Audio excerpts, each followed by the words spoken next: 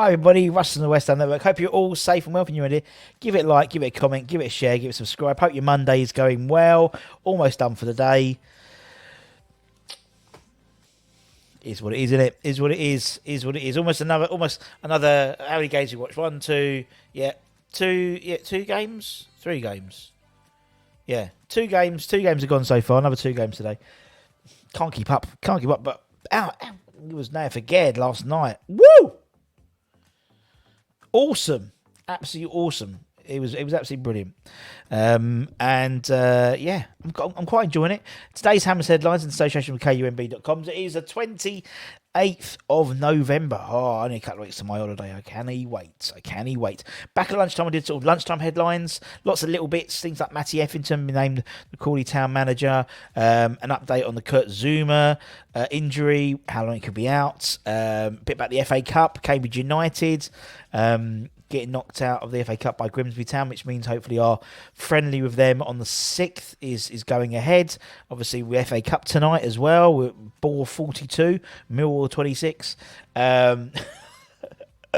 Could you imagine? And also, what else? A bit about the West Ham ladies.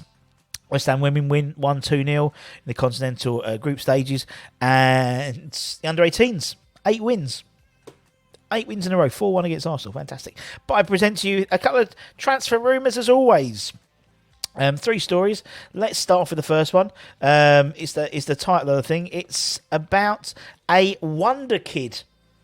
West Ham have joined small clubs, Liverpool and Man United, in the race to sign powerful Colombian striker Jayon Duran. Her name, no, it's not Rio, is it? He's not really Duran, and he's from Colombia. That's according to a report from The Sun, who claim that the Hammers are ready to battle the Premier League giants for the 18-year-old Wonderkid signature in the January transfer window. The Chicago Fire striker is allegedly available for around 10 million quid this winter. Moyes really needs a bit more firepower, don't we? And also sort of with one eye to the future as well at the same time, I think. And the 18-year-old Colombian international is on the radar of all 3 clubs. But apparently he's already has been spoken to by West Ham over a move potentially in January, according to the report in The Sun. The young attacker is a real talent and seemingly has everything, all the attributes to succeed in the game. He's bagged so far in 30 games for Chicago Fire this year, 8 goals, 6 assists. He's a centre forward by trade, but can operate on the left hand side as well. He is rapid. Check him out on YouTube. He's rapid, blistering pace, and also really strong for someone who's only 18. He's a real sort of, you can see he's an upgrade to Mikel Antonio. You know, he's strong, but he's very, very quick. Obviously very raw, very rough around the edges, but 10 million quid could be a bargain, and could sort of eliminate the risk involved with signing him potentially. I mean, as you said, with the likes of Man United and Liverpool also sniffing around for him, he would probably see more of a first team chance at West Ham and a potential to sort of develop maybe. I don't know. But it'll be interesting to see. And it's interesting to be linked with someone like that as well. So we'll keep an eye out. Another striker we've been linked to previously, but apparently we're going back in for, is Boulaye Dia. Apparently us, Leeds, Everton and Leicester City have our sights set on the Senegalese international. He joined Serie A on loan from Villarreal in the summer, and he's managed 6 goals, 2 assists in 14 matches, and also scored in his country's 3-1 win against Qatar last week. Was it last week already? God, week's a long time in football. Back in November, early November, the Gazzetta dello Sport said that Leeds were battling with West Ham to sign the 26-year-old. And as I said, we're now joined by apparently Everton and Leicester. That's according to Tuto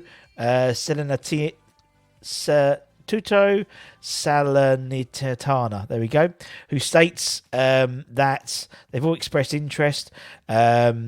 Now, the Italian club themselves could make the deal permanent, apparently, paying £12 million to Villarreal. And that's something they plan to exercise. So maybe they do a quick flip like they usually do. But we'll wait and see. I don't think it's the right one for us, to be honest. I'd rather spend that money on Durham, to be honest, rather than Dia, but they both start with a D.